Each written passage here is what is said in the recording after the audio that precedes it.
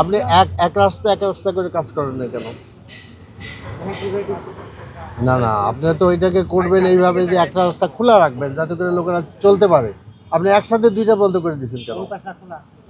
না, খোলা তো ভাই কাজের পরে খোলা করছেন, কিন্তু একসাথে দুইটা শুরু করছেন আপনি। না, আমাদের ভালো ভালো উদাহরণকে আমাদেরকে অনুসরণ করতে হবে। আপনাদের বেস্ট ইঞ্জিনিয়ার, ইনোভেটর। আপনি যদি এক রাস্তা করতেন, মানুষের ভোগান্তি হতো না, ভোগান্তি কম হতো। আর যে কথা আপনি বলছেন, আমাদের সড়ক, জনপথ, রেল, আরও বোধহয় কী মন্ত্রী, অনেকগুলো মন্ত্রী, নৌমন্ত্রী আর কি।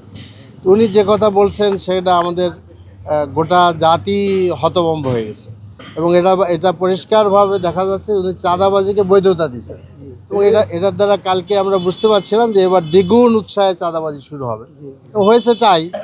এখন এটা তো আমার মনে হয় যে প্রাইম মিনিস্টার দেখা উচিত, তার ক্যাবিনেটের একজন মন্ত্রী যদি চাঁদাবাজিকে উৎসাহিত করেন তাহলে জাতি তো খুব নিরুৎসাহিত হবে।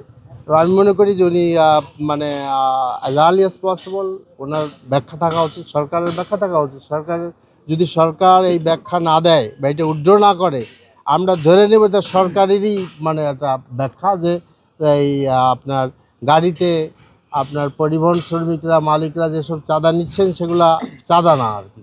তাহলে সরকারের যদি ব্যাখ্যা না হয়, সরকার বলবেন যে এটা আসলে আমার একজন বক্তব্য রাখছে, এটা ভুল ব্যাখ্যা। এবং এখনও 24 ঘন্টা পার হয়ে গেছে, কোনো ব্যাখ্যা আমরা সরকারের পক্ষ থেকে পাই নাই। কাজে এটা আমি মনে করি এতে চাঁদাবাজি অনেক বেড়ে যাবে এবং যার ফলে মানুষের ভোগান্তি আর বাড়বে, এটা দুঃসহ হয়ে যাবে।